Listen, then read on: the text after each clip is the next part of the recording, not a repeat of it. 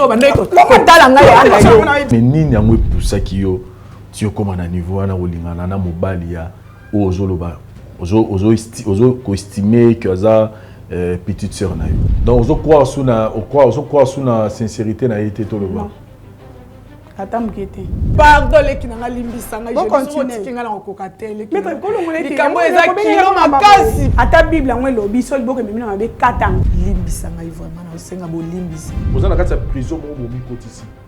Obiso to bengi so bolo ko bimara. La voix du peuple, oh la voix du peuple, oh c'était bien oh. Vincent Chilouizi, étoile de la presse. La voix du peuple. Longueur d'avance. Les informations partout dans les...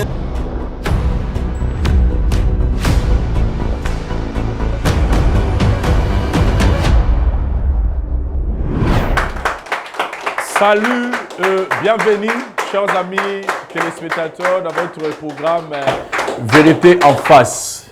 Télé-réalité, Oyo, Tosungara Bandeko, pour nous résoudre les problèmes liés à la société, na biso, na ba famille, na ba amitié, et pour que unité, pekimia et régner kati ya ba mabota na biso à travers ba ka oyo to yambara awa na plateau na biso bandeko bayaka awa pour que to accompagner bango pour na ko atteindre objectif ou ezala bongo pardon.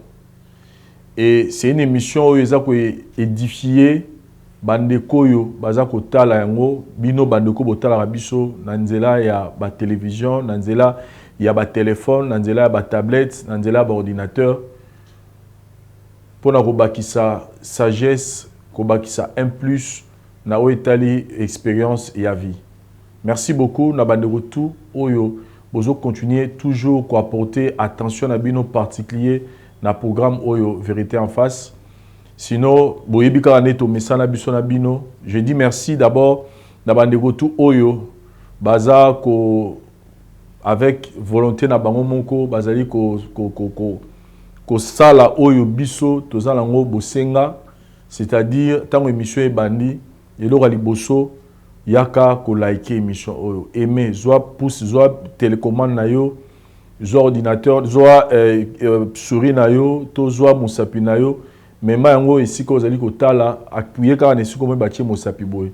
Je dis merci na ndeko mo raza na Afrique d'ici de lobby na moni aselenga capture d'écran pour na routine de nga la kisanga nini azoko appuyer ki aima ki émission yo. Merci. Faites comme lui, vous êtes partout dans le monde, c'est une émission que vous aimez beaucoup, une émission que vous avez réclamée et tant ezongi montrez-nous aussi votre soutien, nako liker émission yo. Deuxièmement, nako tike la biso commentaire, partagez vos impressions, dites-nous nini yo ou analyser ba makambo tozo kutana nango na plateau na biso. Pesa biso opinion na yo, toza nango besoin na commentaire et ce que émission est sili pour l'édification de tous, zo yango partagez yango na page Facebook na yo, na mir na yo, betela batuli solo yo, et puis pourquoi pas otindeli baninga no na ba contact WhatsApp na yo. C'est une façon ya relakisa nini tozali ko soutenir programme Oyo Vérité en face. Oyo eza émission ya polémique té, eza émission ya ma fingate, mais elle émission ezali ko apporter un plus na ba vie na biso. Sinon on se retrouve juste après pour démarrer show na biso lelo. Merci.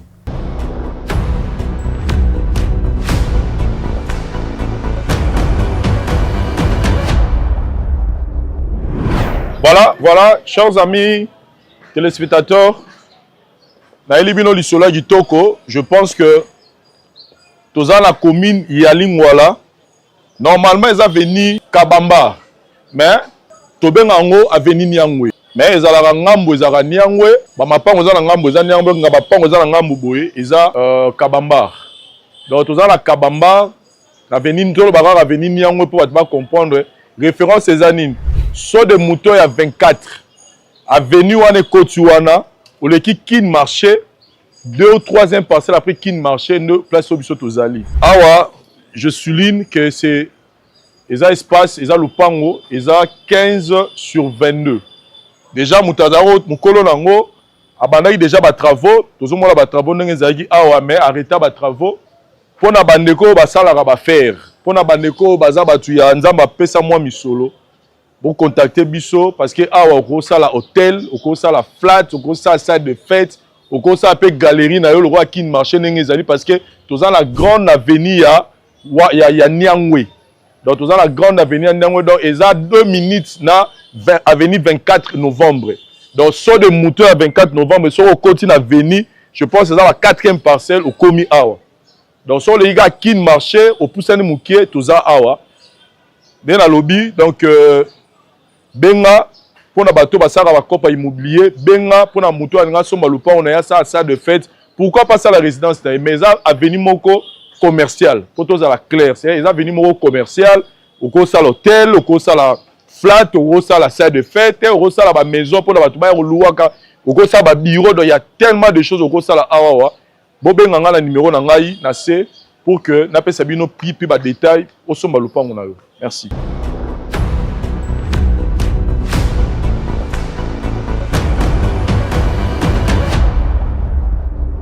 Voilà, continuez à regarder nos émissions La Voix du Peuple. S'abonner, pour nous liker, pour nous commenter, pour nous partager. Laura Liboso, il faut que nous abonner. Si vous abonnez, vous cliquez sur la cloche de notification. Au moins, vous cliquez pour que ceux qui ont vérité en face, vous allez bon scotcher malamonko. À part vérité en face, vous avez une émission monko.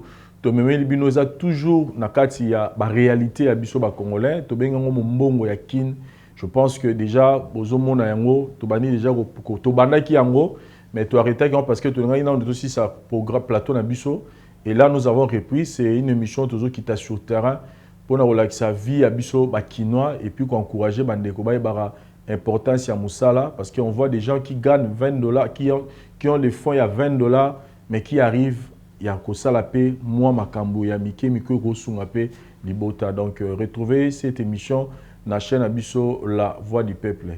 Sinon les lotoyé parce que tous en la kamoko qui tourne autour de l'amitié, qui tourne autour de la fidélité, qui tourne autour de la loyauté. Voilà les mots que je cherchais. Elle s'appelle Madame Mimi. Elle nous a contactés parce qu'il faut aussi un petite sœur naïe, pardon. Je ne vais pas beaucoup dire, dans ligne, il y a beaucoup de valets bichot, et là, on est poussé, le long émission, vérité en face, ni les qui entre yé, na petite sœur naïe, na moutunaïe, bazarane à tout moment, pour que le lot a se décidé à aller à plateau na bichot. Tout yambaye plutôt découvrir problème inazana.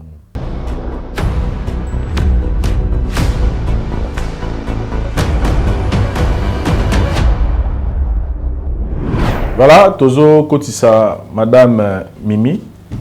Madame Mimi, bonjour. Bonjour. Toyambio Lissusu, une fois de plus, na programme Nabiso. Au revoir, Nayo. Merci. Allez, vérité en face. Télé-réalité qui traite ma problème, ils sont liés à la société Nabiso. Où ils ont touché ma mariage, ils ont touché ma amitié, ils ont touché bandeko. Dans le seul but, il y a qu'à réconcilier. Ça, c'est le but que tous en tous ont évangéliser, tous ont ça ton droit chemin à travers. Bandeko yo to bengi sarakon ba conseiller, nous avons le pasteur, tous en ba papa, ba en expérience à vie et binopé au bota la rémission yo, tous la rabino pour que botier la biso ba commentaire, bo partager biso expérience na bino pour que aider parce que bisopé de tous ça l'émission, tous appé qu'on expérience à vie, donc chacun de nous peut apporter pour que ça la malamu mingi. Toyambio na émission merci beaucoup. D'abord on a choix porté et ma manière est belle à retraiter ba problème ezalaka. Peut-être que luka mutu na ndenge na yo moko mais ce que le but était problème il faut kaka na luka papa Vincent pour la vérité en face. Biso toza vraiment fier et on que boza reconsidérer programme Oyo. Madame Mimi Toyambio Et puis tu es boni d'abord, santé, ma camionso. D'abord, santé, ça va par la grâce de Dieu, mais problème est kutamengai de pousser ngai na ya kokutana na bino parce que ngai moko na koki ko arranger ngote. Yango montant na zo landa bino na be mission na zo mona que non, il faut ngapena ki ma la vérité en face pour na luka solution le problème oyo. D'abord to banali solo ya petite sœur Nayo, na komba jolie, c'est ça? Oui. Qu'est-ce qui s'est passé pour que le lot oya oluka biso pour na oloba ki faut senga pardon? Bon, et là vraiment parce que na boy ko perdre amitié to za ki na ona petite sœur na ngai pour azala ki petite sœur moko azala ki bien pour na ngai parce France mangambo belé parce pas ki na aidanga vraiment ma case. Mais ndelo ko salamela donc do abika diable. Bon, ngai petite sœur aibike nanzela na ngai ni na salaki ke ba yo mais personnellement ngai na yebaki histoire na ba na yebaki maram na bango te ngai pe na pusana ki pona moni ke petite sœur akuta na relation mo ya malamu mais jusqu'à présent petite sœur ko yo kabatunde balobi non eza ya na yo eza sœur na yo bozalaka ne piro pesa kae tala lelo kwa sali ya mo na lukaki petite sœur na téléphone na position tout azokora ko recevoir ngai te yango na kimi awa pour bolukilanga vraiment solution. Nangina zo ngoma mukesima olobi petite sœur amitié azale ki na yo penza propre cousine to nini? Non, aza pire petit de to kutana kana mokili. On ne sait jamais. Na ida kepe mingi na ba conseil, yepa ida kanga mingi na ba conseil. Donc on a ndenge likambo ya kiko salama vraiment. Nini salamaki, nini pesami, pesi passe parce que dans mon obéti sur la mobali. Donc tout autour il y a mobali moko. Oui. Qu'est-ce qui s'est passé? Mobali en wasalini. Bazala qui na relation na petite sœur. OK.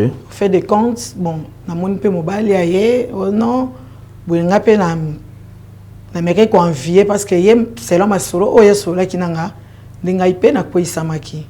De ko isamaki. Nandingi lelo et au sala ke ngai na epé to panzani to na ko comprendre o ya zali ki azalo kuta de même manière à kosi petite sœur a yepé le sous ko troubler nga vraiment ezala ki pas mingi yango lokola ye mobala kuta ki déjà ngana leki nanga na ko ki ko perdre leki nanga ata mokolo moko te yango na yepé nze pai na bino olukilanga solution likambo. Donc oui to luka solution mais tout ça pour ça to comprendre bien. Donc si je comprends, yo comme bimana mobile il y a pire petit na yo. Oui. Mais yo mon le but tout à l'heure azali ki na yo tout ça beaucoup mais na niveau na nini yo ba no bimana mobile ya le abala ki e to ça la ki azali ka ba chéri azali ko vivre. Ki chéri bazo vivre yo po yebi bolingo ti balingani yo bozade na petite sœur donc yebi bolingo ndenge bandi. Na yebi bolingo meza ngai te ke ça dit ne balingana ki yo yebi ke petite sœur akute na mobali mo. Oui, na pesi conseil ke bozala aza bien le quoi aye na di manière ko aider or kende mobali ngwa ki na di manière ya ko aider te aye ki na di manière ya ko zwa o yazala ki na ngopo le latika na maboko pamba parce que ton aye ko comprendre ce ko ye mobali ngabi non boy même nanga to marché te. C'est-à-dire petite sœur ado bimana mobali. Jolie, c'est ça le nom, non? Jolie azo bimana mobali. Du coup, mobali ango batikani na jolie alingani na yo. Oui. Obotolaki mobali te. Te. À quel moment yo bolingani na ye? Tant bazana na jolie, tout temps batikani na jolie. Tant batikani na jolie. Ah. Ce gars qui aventuré na ye, oyo découvrir ango après. Après. Après. Qui a zambal mabe, de même manière, a kosileki a épé koko sangai donc. Oui, ya ni. On a qu'il faut na perdre kaka pour ngai na récupérer. Avant de tout bamba perdre parce que des gens perdaient mais ni nyango pour ça qui yo tu comme na niveau na olingana na mobali ya ozoloba. Ozo estimer que ça petite sœur na yo. Qu'est-ce qui t'a poussé? Les a réalité ka to okutana na mon papa journaliste. Les a réalité. Jolie azali azali leki na propreté azali pire petite. OK Donc, tu bêta ma solo tout. Tu bêta ma solo tout secret à la tête dans l'essence. En fait, et là, on est sur Moutassa, la raison à moi mobile, la moi raison moroboy, motivation moroboy, parce que si on dit qu'il y a Zaki, mobile, il y a pire petite nayo. C'est-à-dire que aux a limite, au co franchi, tu dis que aux mobile, il y a petite sœur nangai. Mais ce rôle n'est pas au franchi limite toi là. C'est qu'ils ont la raison moroboy, et ça les qui olo babi, na hôtel sous la limite, tu es dans les canana qui est kaka. Oui, bah raison Zalaki parce que Jolie a inventé trop, donc. L'air nous sommes kaka balu azaboé azab politicien après ça nga bambongo ebele asungarangai boyena benga nga pe na moni que non tant que to simbité azab politicien nga pe na tchemto alors que ndi azaki na ye.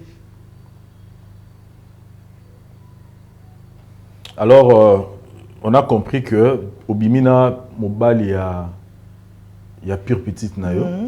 Et yo mo petan bolingani siko o mona ke nyonso wana zako yoka pas ya joli na monya ngote na yo comprendre que yende mutu ayaki po achular donc abenda petite sœur na yo comprendre directement kaza aventurier pour ça no le lezani pour ça nga le leza vraiment na kutana na sengaleki na pardon tozo ngandi tozalaki.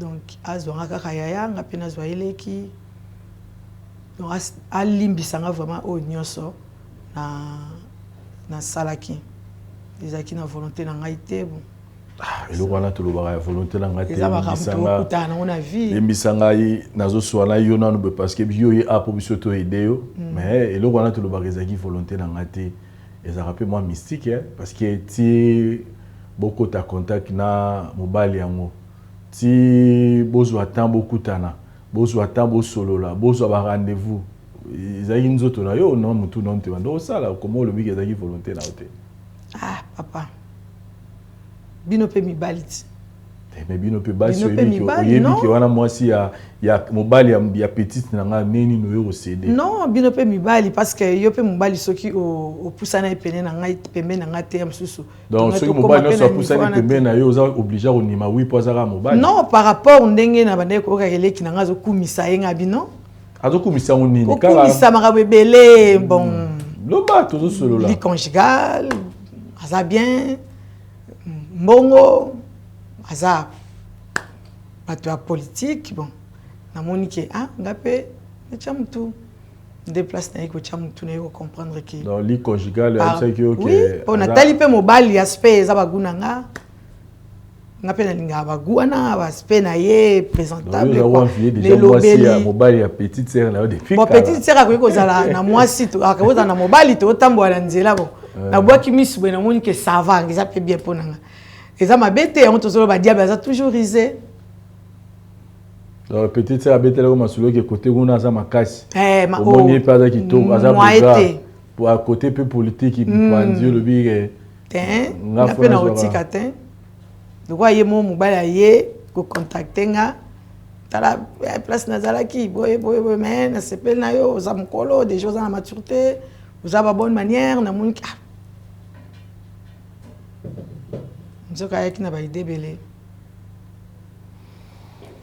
voilà, merci beaucoup. On a pris le temps de comprendre la situation de Yoneng Ezali. Je ne veux pas que la malo bébélé. Au moins, tout ce qui est temps est joli. Pour tout ça, on bien. Tu as d'abord au plateau.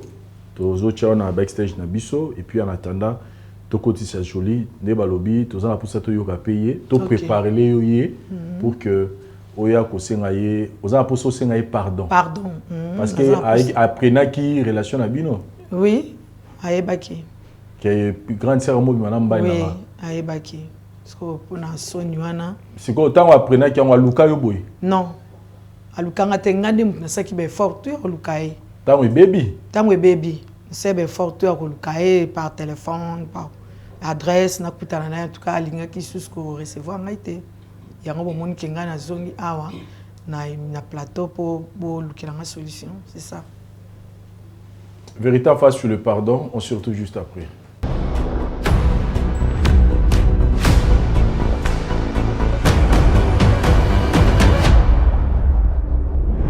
Madame Jolie, tu connais, tu vas nous enregistrer pour que tu solo la macamunion. Tu bénis d'abord, on a bandé sur le bonjour. Bonjour, papa. Voilà.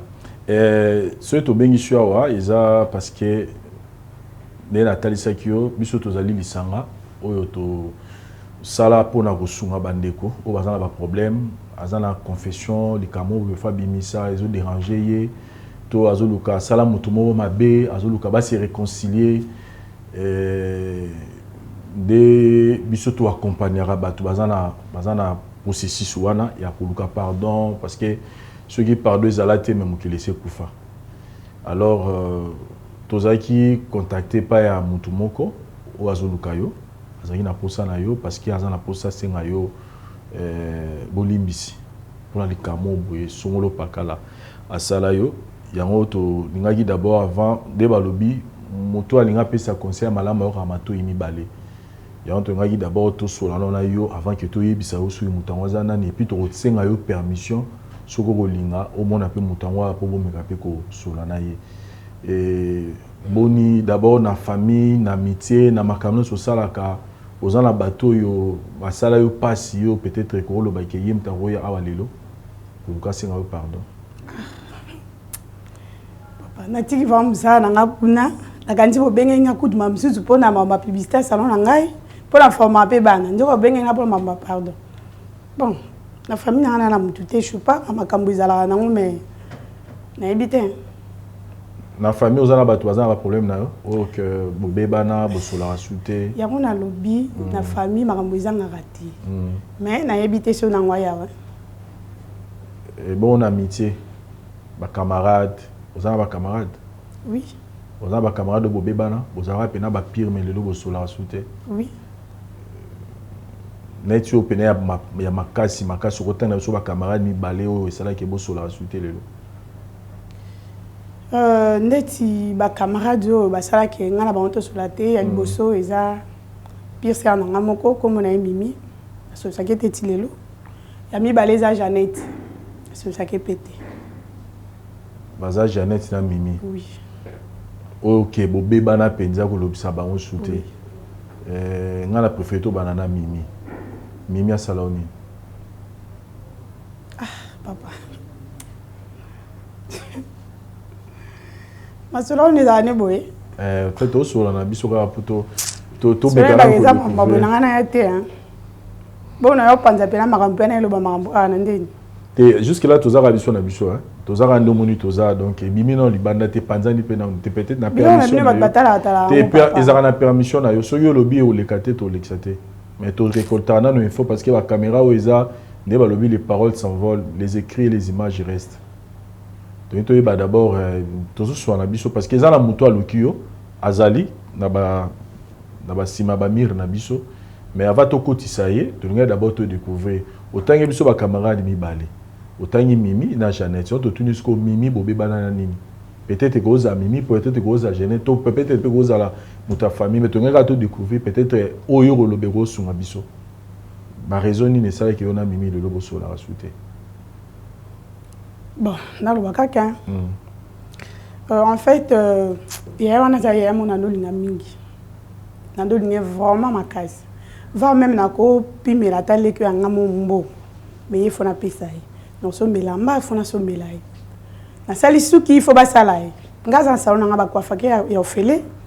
Ba ko maki ofele, nyoso ba sala ka ye kuna na salon nga mais la comprenante tonton mobwe avec alinga inga. Tonton atanga to lingani pe to komo bima so tonton asenga likamu il faut appuyer te azamba malamu zana ye aza mobile malamu tonton ana isko kinga na ko tanga komoni te ko tanga komona ite isko kinga mbonge belé première fois na déclaré ya lobby ote joli aza mobile eza isko kirité ndenga zubongo azumonga mwasi na ye akoya kozongisa azela mbala zongisa mbongo te azwanga mbonge belé aïe c'est la ndambu et c'est qu'elle ndambu aïe c'est la deuxième fois aïe c'est la troisième fois tant on a comme une troisième fois né aussi quand on commence à dire ngana on ça va faire nanga na lukambo nanga po mutu mo boya ça nga déficit nga na ozongi ça pesa nga na ozongi ça te et pourtant il fallait gagner là pour ça pire c'est nanga mais aza camarade na nga aza ya fagangi la mobile non ye azo appuyer ye joli limbisa ye tika e kaka akotika wana pa na ye koyoka ke ye grande sœur na nga na mobile na nga bakobima nakokaki yango na sese wana na toza na mobile mais toza matata nga bi te sœur na nga kosala bongo te sikoyo batango baye confirme ngango naye kolandela nde na tuni na bengi na téléphone allo mais aboni bien mpona biange mi mère boni bien nga bi naoki nouvelle boye sikoyo esai nini boso na bimi na esai nini nga lotoka bandeko réponse aliboso apesanga mwa so na bimi na esai nini nga lotoka bandeko nga bi bon yo moto répondre nga mo nalobi yango en tout cas journée nalala te ebetinga mutu nabenga mobile pa ya mbinga te nabenga bali 2 jours ya mbinga te 3e jour ya mangana to ya mobile muka ka ndengo yoki po nga bebe ngami muka kaka ne yoki eza bongo abi d'accord promis eza te na tiki bango papa bosa bolinga te obata mate tina misu na ngai nga sa ona ngeza na ngembo afase église ya ngembo baliaka bangulu wana na loputa ba ya pena baliengulu bameli bali bakei bana nga musala na bana fama madame tomoni papa na mama na bozala na na tantino bozala na malgré que nga na mona bango te ba pesa nga rapport en tout cas vraiment dérangeant na bela na konda na ki na choite na bina femme forte fona telema po na bandela vie na ngai na telema na bandela vie na ngai en tout cas papa na mona mutabungo na vane eza inutile atika bango wow oui aïe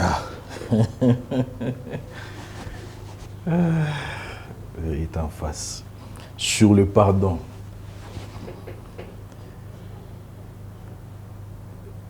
Ozo abasango na bango ti lelo. Oui, bino pété hein. En tout cas, nazo assisté. Mais quand mutu moko na ebisanga ebisanga na wana mona ki akomonyo kwa ma ndire na mbala ngo bakabona ngabi Ye bando kwa mvienga. Nga nazo betele masolo na nga. Bon en tout cas patboli mbisanga ezo na mobile na ko beta masolo te c'est pas bien moi ko lombete la pire c'est na nga mutu nga nzo ka ke utekalo. Betele masolo vi na nga masolo mobile masolo bozo ka ser abando sepela nango ser envier mobile. Na mona gete na mona pe mbala ngopete. En tout cas vraiment kala. C'est que tant azako ko appuyer wana azako appuyer yo bolingana na azaki en fait au tika là jamais ko suspecter genre que pour le but tout à l'heure que zaki sur mobile azu yo mbongo il azako appuyer au cas que non tika mobile yazwana et tout ça azaki ko la sagi elle avait beaucoup de la considération pour la mobile wana tout le babongo oui nga pona nga lelo na comprendre que c'est wana mutu mabe mutu mabe na sens ni que ye ndatina mobile wana po ba esko kenga mbongo na comprendre ngo lelo poso comment ça veut dire biso nga na ndeto yeba mobile eko ya so mobile azwinga mbongo yo fa puye fallait que toi ebisanga te muka boya etika ete muka ndisa boisa no kambongo sa mobile na ata suisa na problème te akozongisa kaka aka mobile no mona pena lemi motema bolingo na lemi motema na tiki ba esko kenga mbongo ebele papa na nga na biso kaka po nga na mona nyuka na papa na nga zake un grand commerçant papa muka aki na mbongo ebele nga na pena mwana na yedo na landie no mona nga na koite mais lelo pe bako bien nga bona emba msuma kolongulu soit nena la gomme awa na apparaître te pona ni pombongo ezati tu vois ya na za mutu mabe makasi aya mutu mabe penza donc pour la yoba yeba na yeba omi balé donc yem ta meme là en fait yem ta kala mbala ngoto beaucoup temps na yem ta mbala te nga na kutana mobile na ndenge na nga na présenter mobile mais na ndenge yesi ko so mbala sa nga mabe apesa ta mobile conseil soit ta lobana e a lobana mobile te aweza nga ka tika e lelo ndene comprendre que ya wana za mabe na posa nga ko ya oui donc on croit sous na sincérité na été tout le monde. Attends m'inquiéter. Pardon le belaroni na vie. Pardon. Attends le pardon libère. Pardon zelo moko so balobi na yo elembisa nzoto. Il faut pardonner mutu. Mais ils ont ba ka. Oko pardonner na oko pe ko pardonner te.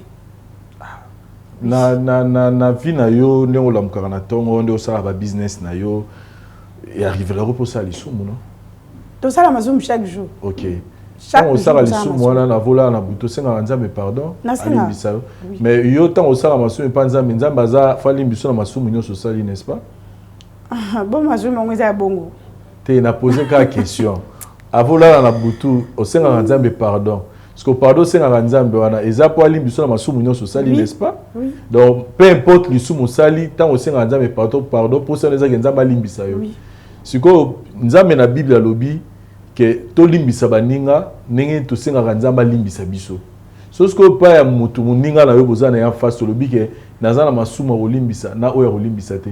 C'est que nzambe pe et pas na ya lo bakaza masumu olimbisa na olimbiso te. To lo babongo. Po nzambe lobi to limbisa bani to se ne to senge bo limbisi to biso pe to bana bo limbisa bato to zana bango muto za komona. Parce que si on lobi que nazana masumu olimbisa na oya olimbisa te. Donc nzambe pas zo masumu olimbisa na olimbisa te na limite yo za la vie. Ngala nzambe te hein. Te malobi to abina biso to dans ça dit to imiter to za le roi ye. Na bolimbisa na motema monene parce que so tamna na ronki na motema obi ke kanga makamu. So kangela batu bakanda wina batu obi ke kanga via mutu e kanga na yo moko. Faut se libérer. Ngana se libérer kala. Mais koku dane bono lingate, komona e bono lingate, nzela ya olekanga na olekate. C'est kozaka na kanda na e. Mukolo kanda no esila. Motema na ngana pomte. Te mukolo kanda no esila eza mukolo omona ye alobelo elokote. Mukolo kanda no esila eza mukolo okutane na nzela atali otali epe boy. Oyoki no eloko tomone lokola mutu lokola mutu normal. Mais nako lega mo ko mona ebité. Mo si longtemps kozaka na eta OK soki na moni na kolinga kutu komona ete na kolinga kutu ko ali kata nzela na ngate seke kanda na ezaka seko ina ekaka. Parce que lelo biso to bengi po libre, o se libérer. Et là biso to bengi lo a eza po yo lelo se libérer na kanda no zanango. En fait yem taluka biso. Mimi taluki biso. En fait nga la ligne d'abord au pesa biso chance à Kotara au yokai ni na nga yo biso parce que ça la information moté au yo pour na yo ignorer le roté au lieu déjà déjà que ba panzana parce que le loi alukio anzela na biso so ro permettre biso to kotisa ya papa na ko mona été amutu mabe nga la loba on a vie na nga c'est mena bimana mobali on a ebi mwasi na été na ebi vie ya mwasi na été na ebi vie na été ke muto ngano to lia isika moto mele isika moko yo ke bimana mobali yanga pe likolo bimana mobali na ngambongo na ngasi bo salela ngo no linga monete. Est-ce que obi ke na makamino sonné les canon ozwa ta okutane boete ndenge abimana abotola abo ko boto te makomo bimana mbali na parce que yo boera da mbali na n'est-ce pas et ça te ke ozangi na mobali après obi bozala na matata na mobali na confirmer ondeni so bando sa ngona sese na yeba ndeni siko na depuis makambo salama obi ke yo na nubukutana ne boeto lobela e na pe na posa okutane te tenga siko na ngi kutulelo tala zana posa pe mena on a peut-être trop sur la musique na ina pembe na oboy en fait omoni sokoza na likamo na motema ya mutu soki na no lobi ya mutu oyebisi mutu ya mutu atu mobo anovanda likamo ya nozono loka na ba penser olingo lingate soza na posa pena obosa na likamo il faut loba aussi longtemps dans le lobby en côté et tu as la rana moto en travail au carré mais sur le lobby que lobby en kaka au monde ici c'est-à-dire quoi nenga zawana dans le lobby là été le fait que le lobby là été bah que au portera charge wana na motema parce qu'il faut se défouler tika ya awa lobby là ozana on katina pas signon soyoka kanano soyoka tika ya koto lobby là tant au lobby on senti pena que lelo tant au bima on se senti pena on se comme libéré. On est même dans la relation na ozana ngo na ba tout ozana bon so ozana likambo ya mutu zoaten au lobelae soko lobelier je te dis qu'on sentir que au comme libéré nga lobele ndeni nanga zo peta au lobele ndeni o yetanga comprendre que comme mona mobile nanga yimuna kuma musika nanga ndinga pena kuma yoka voilà sikoyo tikala no to yoka na ni na nga yibso lelo voilà merci beaucoup on se retrouve juste après.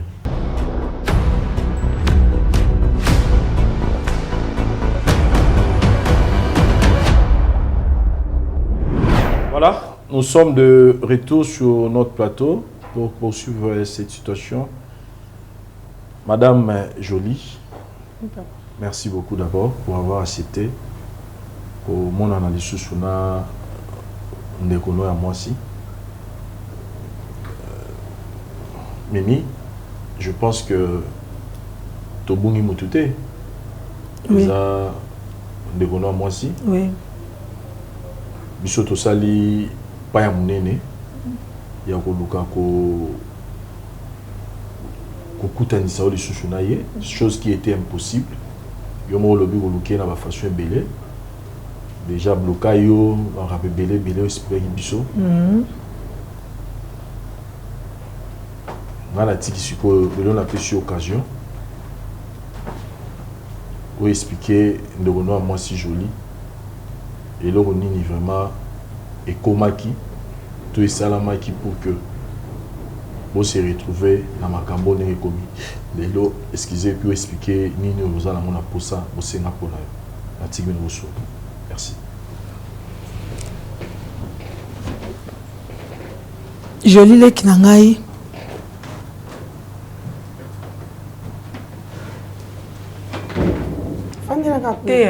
lekinanga kosi mangana kosi melangani kosi melangate ke fanda kuna nyoso oyo elekaki naza yaya nyoso oyo elekaki lekinanga ilimbisanga yo ndo yeba kinga na lekino naka lekino te so na lekino o sama mbosanga yaya nalongola ta linete otala ngata na miso bande kotala ngai ona longola ta linete lekinanga limbisanga lekinanga na kokimela oyo bande koyoka wana lekinanga ezaki yango te lekinanga o bazaki komona wana ezaki nango yete ezaki mutu mususu lekinanga ngai pete na sala ke poyo bolinga na ngai lekinanga pardon lekinanga limbisanga je so tikinga na kokatele likambo eza kilo makasi mpona leki na ngai vraiment yo te mutu nakokai kosala na sala leki na ngai limbisa ngai leki na ngai limbisa ngai vraiment joli naza na ndeko te yo nde ndeko na nga Mimi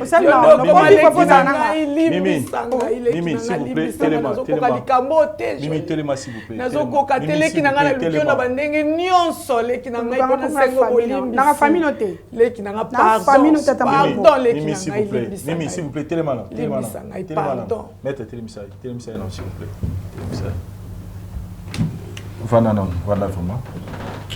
Vanda. Nous sommes pardon, nous fans. On est les cambousons dans la posa au solo lango le bango. Soro tcheko lela des fois et baton susu énervé par bango. Ngala lingi o solo na lekinayo na kimia. Bato fukami, ko fukami d'abord moto interdit na Bible. To fukami la kanzambe. C'est vrai que tant on a se sentir coupable dans les camoko, on a peut-être na choisi on ça la bablom sous sous et qui roro ça la tête devant moto. Mais ngala za pour ça to sola na kimia. Sola la mina na joli yebisaye nini les cas qui parce que joli mimia le joli le que yo vous allez déjà na relation na mobali wana. Yo mututi na mobali wana balingane parce que yeba ki situation na ye ya momo donc escroquer parce qu'à chaque fois il y a zéro même azo escroquer mobile azo escroquer bon yo zara toujours quoi appuyer joli ketikaye aza mobile donc après besoin relia ba muluti en face il y a salon de coiffure na bandal kuna alors nyonso wana ya yoka lelo yo koyebisa yini à vrai dire na koloba joli nanu atikali komona ngana été mais ba bi bondo olia ba ngulu na face bazalé ko memela seulement ba nouvelle mais joli atikali komona ngai na été de deux mais abenga na téléphone loba na yeke tanga tuna ki relation na yo na ye na mobali na loba bon esalini de manière o joli atunela kanga ya tunela nga na manière te que na comprendre ezaye ki nazana ye te nazaki pe na mutu ebika biso basinde tozalaka mais na ebike joli lokola yeba ki amona na nga na été bon ndeba trobaka mukile zala muke peut-être ba bazaki ko mona ndeba zaki ko mema sang même ndenga lobi ke to bande ko lia bangulu non ezaki était parce que ngai pe nazalaki ne temps ebelete na influence ka ya joli ndenga bande ko lobaki te mobile azabo yango na mekaki kaka mo muke mais après ce temps na mona ke azali pe mobile mo kimia te ngai te nakutani sa na joli nakuta na joli de joli alaxi ngai mutu na ye même azwe mbongo nazana conseil ta ko banike boka bwana non ko lendi saka tele kinanga bozala nde yango yaki ko arriver mais na mona ke ngai vraiment naza fautif Et on a monnaie na ko tika likambo boyete. Il faut na ki me pa na bino pour bolukila ngai solution. Jolie au liboso na yo, ogoye biseni. Jolie le kinanga o na zoli bisa yo ezo bima na fond ya motema nanga sincèrement. Toza na mokili. Même panga toza kana mokili ba komba. Même pas on a sali yo mi kokuta na personne ikamso muta ko sala yo faut baka ko pardonner. On a linge parler qui n'a pas pardonné nga même si n'engue a eu décision na ye mais na ba kina tambo na nzela na za na problème ya Jolie te pour les mecs pe na benga na ye na zala lisu na été na ni contact na ye na mona na pesu na été on a mona ike nga fona bongsana le kina nga Jolie bon on ne sait jamais. Jolie, je pense que découlant moi aussi à expliquer une chose, c'est-à-dire qu'il n'y a pas eu de découvrir que oh il y a des envier et qui n'ont pas monté. Donc oh il y a eu que pas dans le leza olimbisa et na makano sur salaki. Donc il y a nango midi à 14h tenir no kolo banana sur le. Ayo c'est mon cas pardon. Émission même le benga oni. Vérité en face. Mais le vérité te. Omonta wanga na lobio na luputa kuna pembe na salon nga bando ya na yete. Bana nanga misala ba yebisa nga mama to moni papa kuna na mama mimi. Mazo wangana siko pardoni ba limbisele mutu azo wangana likamu na kata batu ngana eluka binote mutu eluka bino isaye ma wangana pourquoi Jolie ezaki ete eza ete ezalaki pe ete pour fona za la folle ka place yo zali na ya na mama moninga na aleki note na kandeko note to ka famille limbisanga ata bible ngwe lobi so liboke memina mabe katang ngana talande to zala moi na kato izate me ngana katio ndenge la ngano mo to so izate talande ngi to zala limbisanga vraiment na osenga bo limbis sincère vous en baleki note leki no zakanga vous en baleki maman na papa na ko mingi Jolie oh yo yebi oyo sala yo linganga na osanga ndeko nanga ta moko ta tika so linganga mo sanga mambo salinga te oyo sala na vie na ngai ata leki na ngwa bota na mama na papa na tika osalela nga ozaki leki na ngai nazalaki ya na yo limbisanga mama papa nga fana ki misala toujours libéré to libéré au Camille to se retrouver juste après.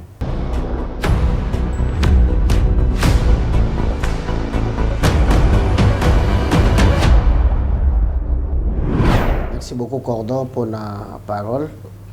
Au Pessibiso Solana, maman Jolie. Maman Jolie, mbote maman. Mbote. Zambalo la pambola yo. Amen. Eza situation oyo mutu nyos na bazolanda biso bazana difficulté à digérer yango parce que trahison eza na kati ndenge Cordon zoloba kozala loyal.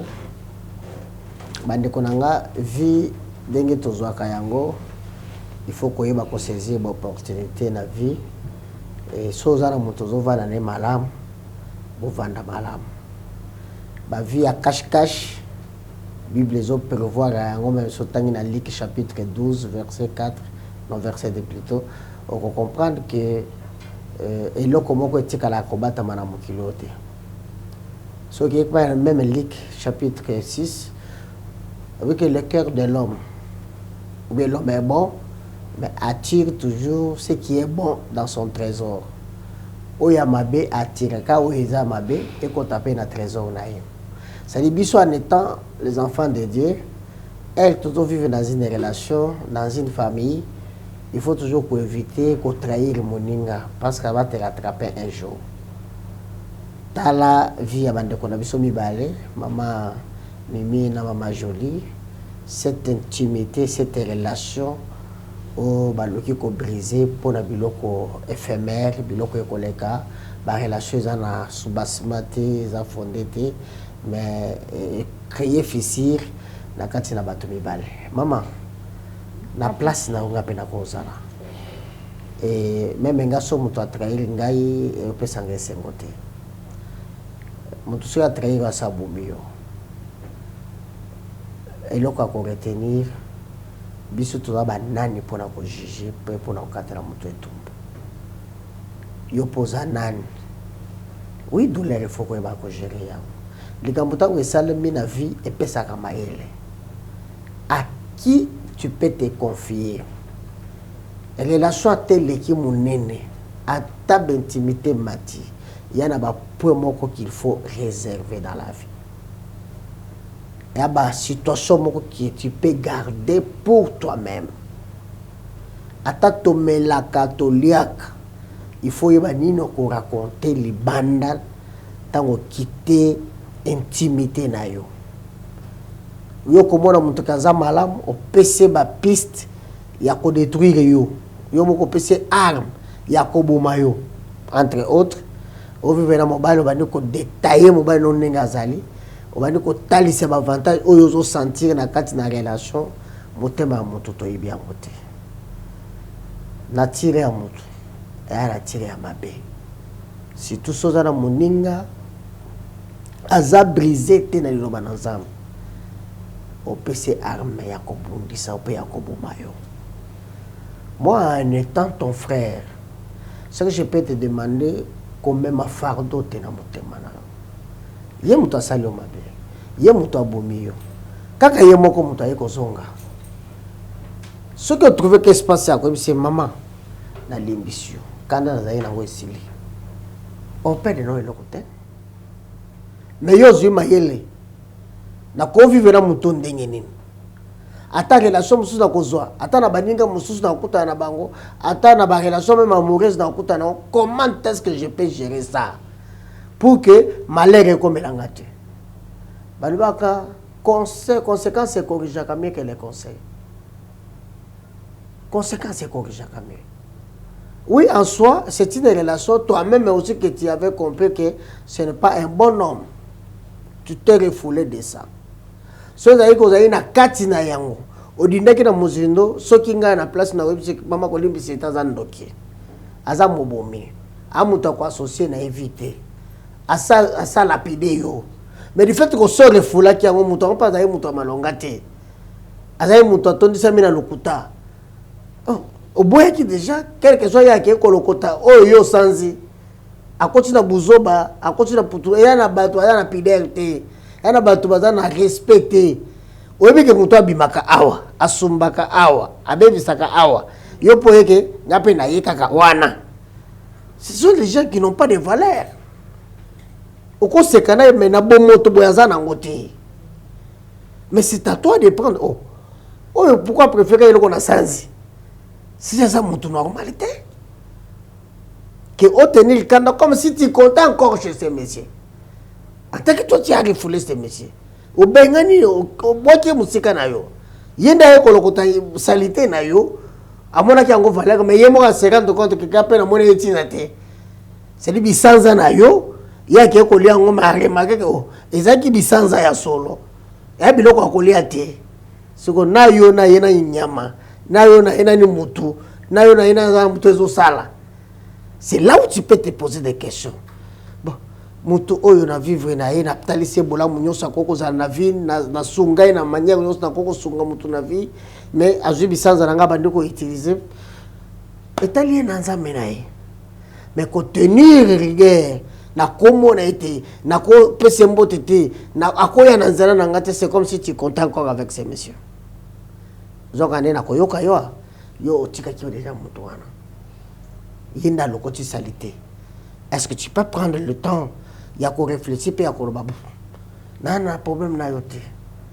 Aux yeux conséquences au lokaki. Mais aux yeux ko ba garde fou na yo.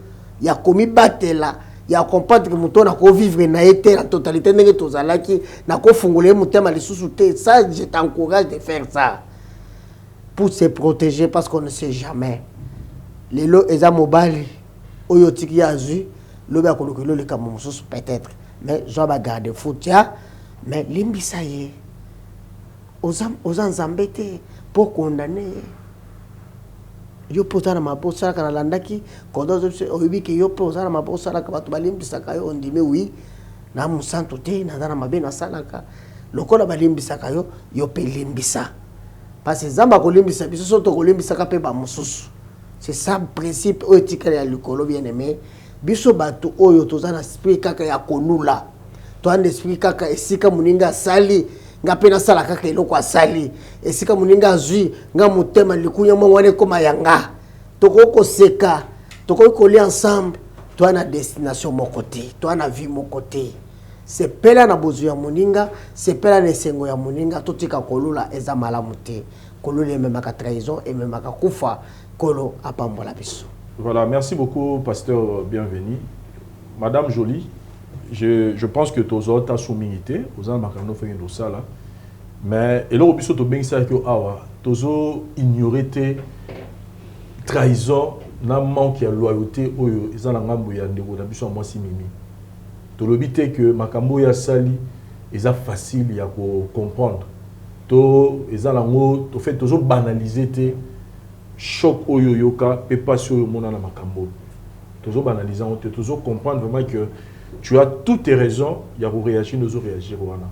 Mais là au monde on a tout à l'heure awa, il faut se libérer. Il faut se libérer à tel point que so moni na nzela apé ça sous candidaté.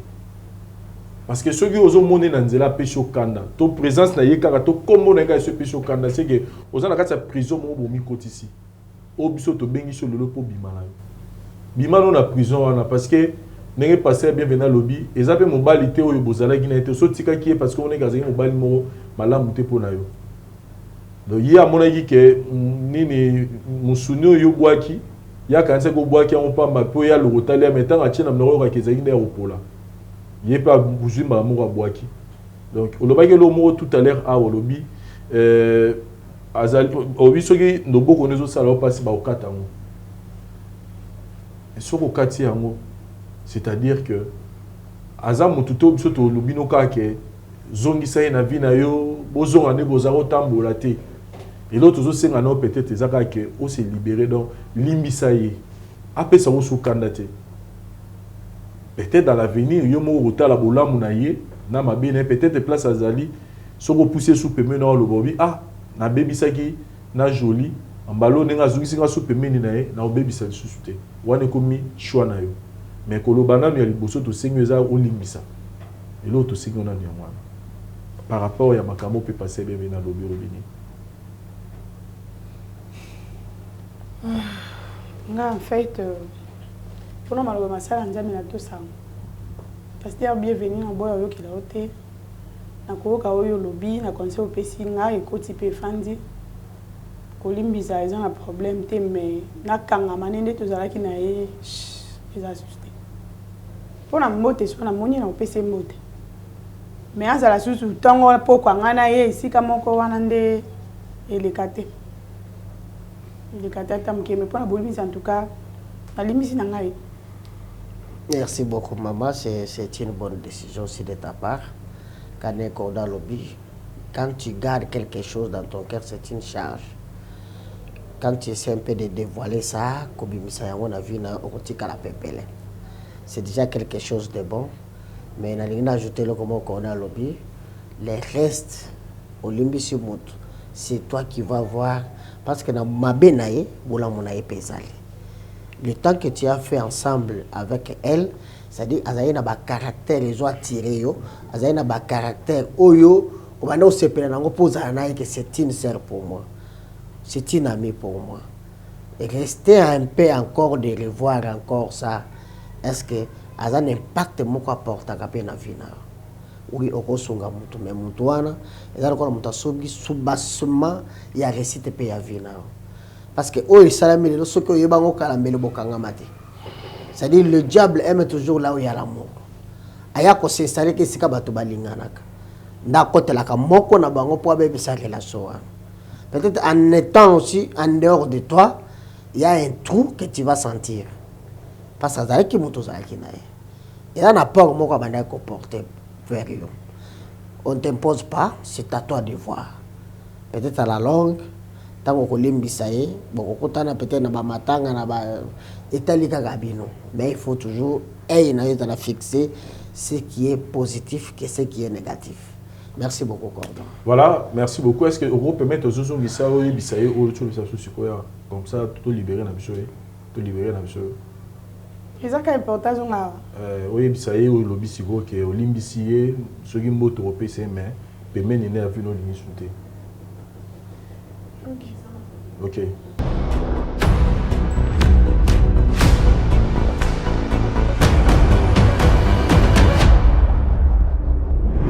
Voilà, Madame Jolie, une fois de plus, merci pour notre cœur d'humilité. Il y a un conseil. Maman Mimi Azahara, au Koïb Sénini, après, nous avons présenté à notre soleil, au Koïb Sénini. Nous avons un problème. Nous avons vraiment un candidat à caisse. Akiti mkepo na conseil à pasteur bienvenue les alliés na kita mkeme na limbisi me pembe na ngai tozonga nde tozalaki nde to banoke tambola nde to banoli esika moko en tout cas wande esali mateme pona pardon na longo charge na motema na ngai akiti si yango na limbisi Maman Mimioki. Oui, nayoki. Donc, il y a un lobby. Il y a un cas qui est important. Il y a une personne qui a été dans la ligne. Mais il y a un tikali. Tous à battre. Ata mabemo ke yaki, mais leki nanga yebike. Azala epe na bolamu moko. Ngai pe na yebike leki nanga. Azala epe na bolamu moko epai na ngai. Donc, il y a un telo ko sala biso lelo toza otokomaki o mopanzi mais problème ezate nandimi keleki nango limbisi ngai. Voilà, merci beaucoup Jolie pour mon thème malamu manifester par rapport au concept qui biso tozo libérer na biso yo kenayo tout tika mkena mama Mimi poto sola muke. Quand tu as un contact, tu as après peut-être temps pour te libérer de l'objet que vous avez marqué. Merci papa. Okay. Merci beaucoup.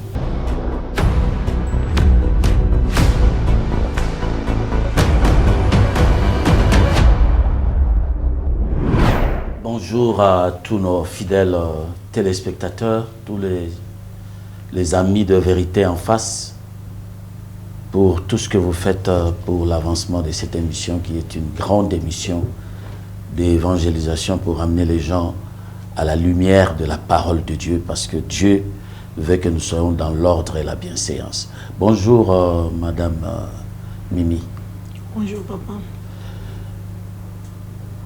Nako sepela mingi na lobanao dans la franchise. Oui. Parce que vie est à Mozindo, vie est à la Belé, et nous devons vraiment prendre le temps de suivre ma voie où ils à droite, où ils à la lumière. Dans Proverbe 11-22, il dit que un anneau d'or au nez d'un pourceau, c'est une femme belle et dépourvue de sens. N'est-ce pas? Oui. À te voir, Madame Mimi, je pense que ce n'est pas facile qu'un homme résiste devant ta face. Naïb Sarango, toujours battu. Quand un homme va vers une femme, on appelle ça 50%, il y a réussite, 50% il y a échec. Et ça, c'est prouvable partout. Mais quand une femme va vers un homme, mon bel Azarakan a 10% de résistance. Parce que nous avons à Salam Ramnaye Nandengwana que Joan Abisso ezara toujours devant Bino. Nandenge Nzamba créé la Bino. Il y a même un penseur qui a dit la femme a été créée pour être admirée. Et maintenant, c'est à la femme de bâtir les valeurs pour que beauté na yewana réellement et là ta nzoto kitoko. Il y a bien la valeur. La femme, ce n'est pas une marchandise qui peut se livrer à n'importe qui. Et ce qu'on a tali bien na ba action d'enge kendaki, il y a l'envie qui est entrée dedans. Mais na 1 Corinthiens, c'est que la charité, qui est l'amour de Dieu dans l'intelligence renouvelée en manifestation, On nous dit que la charité n'est point envieuse. Oui, papa. N'est-ce pas? Oui. Alors, ce qui vous a fait écrouler, c'est l'envie. Vous avez biloko nyonso yo muninga azaro yebisayo petite sœur na yo ya motema de dedans de bolobara azaro yebisayo ozomona ke ekoza le pana yete malamu ezale pananga. Elle n'est pas ici, mais je dirais à tous ceux qui nous suivent, en exemple, vous tous qui nous suivez, la discrétion est une arme efficace. C'est un grand bouclier pour la vie de quelqu'un. Et au sala que battre la yo contre les attaques. Il y a des méchants na bateau baza na makambo bien parce que quand vous vous livrez vous-même, muto azoye ko lazo tanga vie na yo, azoye ba point faible na yo et c'est kadi na roniate la yo.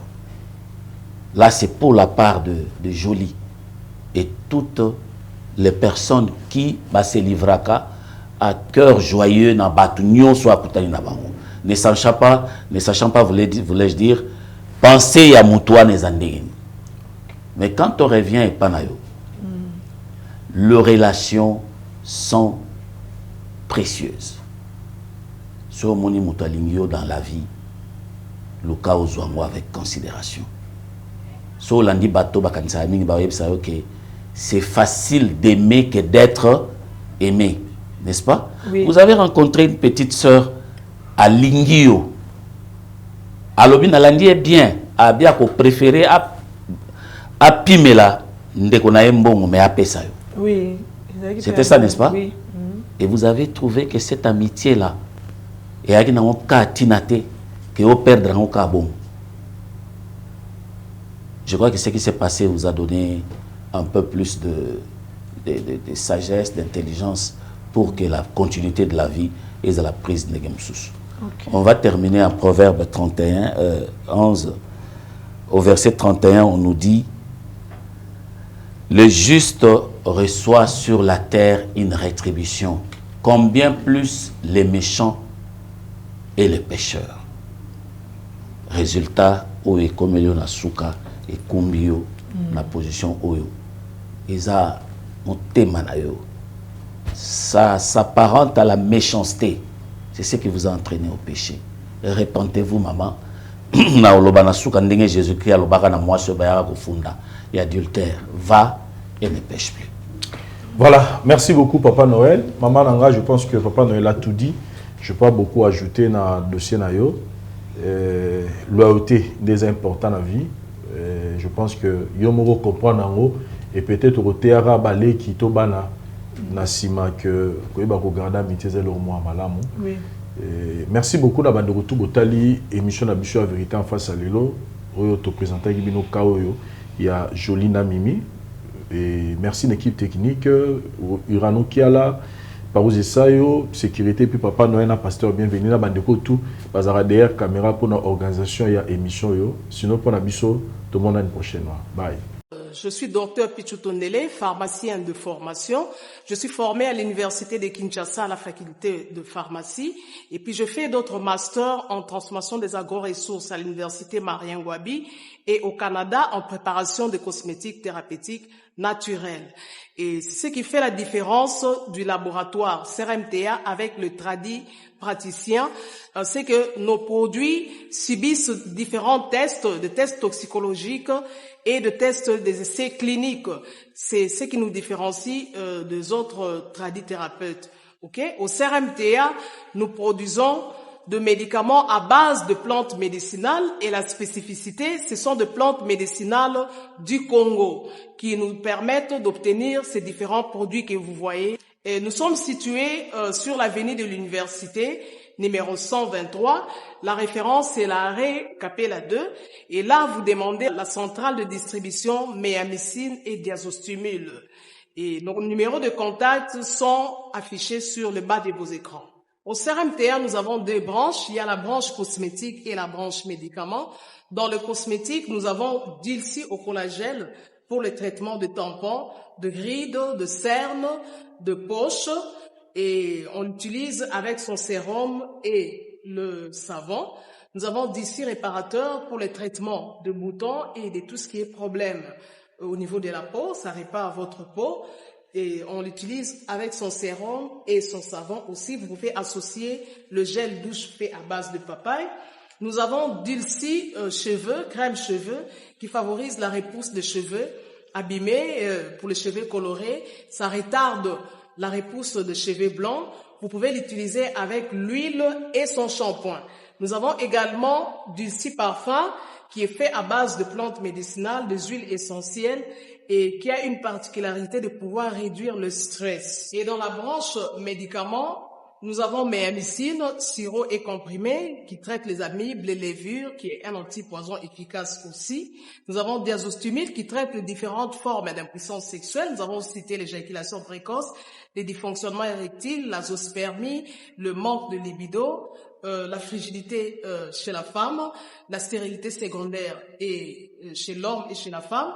Nous avons Zinguinalis comprimé et Zinguinalis suppo qui traitent les différentes formes d'hémorroïdes internes et externes. Nous avons Sensifos qui traite la malaria. Nous avons Diazolex qui traite les différentes formes de douleurs rhumatismales, douleurs au niveau du dos, allergie au pollen. Nous avons Méamycine crème qui traite les différents problèmes de la peau, entre autres les eczémas, qu'on appelle communément en lingala maladie MPC, le mapalata, tout ce qui est problème de la peau, le scoriasis. Nous avons Diabéwine qui traite le diabète. Nous avons Allium qui traite l'hypertension. Nous avons la crème Borex pour rallonger et puis donner le volume au trésor familial ou à l'organe masculin. Et puis nous avons Menga qui traite les différentes formes d'anémie. Et enfin, nous avons Dr Matson qui est une tisane qui traite le myome, le fibrome, les kystes ovariens. Ça réchauffe aussi l'utérus de la femme pour favoriser la fécondation. Nous avons également un antipoison qui neutralise pratiquement le poison dans le sang.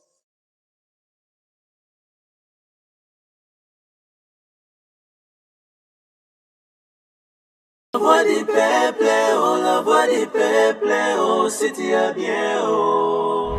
Vincent Chilouise, étoile de la presse.